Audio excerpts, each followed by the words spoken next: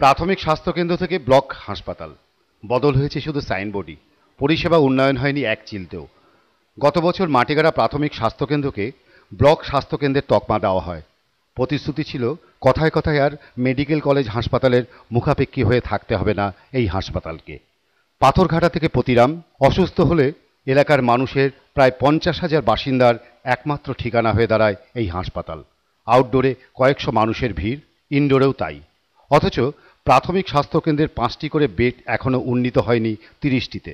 পর্যাপ্ত চিকিৎসক, অস্ত্রোপচার, নার্স, চতুর্থ শ্রেণীর কর্মী, এক কথায় কোনো পরিকাঠামোই নেই। হাসপাতালের উন্নয়ন নিয়ে ডান বাম দুই দলই সরব।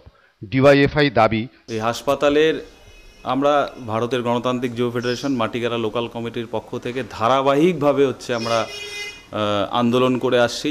সাইনবোর্ড না, তার আসল যে চরিত্র হওয়া উচিত ব্লক স্বাস্থ্যকেন্দ্রে 30 বেড হওয়ার কথা আমরা ধারা শুনে আসছি বহুদিন ধরে, কিন্তু এখন পর্যন্ত হওয়া সম্ভব হয়নি। অন্যদিকে কংগ্রেসও পিছিয়ে নেই হাসপাতালের উন্নয়ন নিয়ে। উন্নয়ন না হওয়ার দায় বামফ্রন্ট সরকারের ঘাড়ে চাপিয়ে দলের অভিযোগ, পশ্চিমবঙ্গের স্বাস্থ্য ব্যবস্থাই ভেঙে পড়েছে। সেক্ষেত্রে মাটিগাড়া হাসপাতাল কোনো বিচ্ছিন্ন ঘটনা নয়। রোগী কল্যাণ সমিতির মিটিং হচ্ছে, মিটিং হওয়ার পরে তারা যদি কাজ না করে, সারা পশ্চিমবঙ্গে এই জিনিসই হচ্ছে, সমস্ত স্বাস্থ্যকেন্দ্রে এই ব্যবস্থা। আমি তো মনে করি যে অবস্থায় চলছে স্বাস্থ্যমন্ত্রীর অবিলম্বে পদত্যাগ করা উচিত।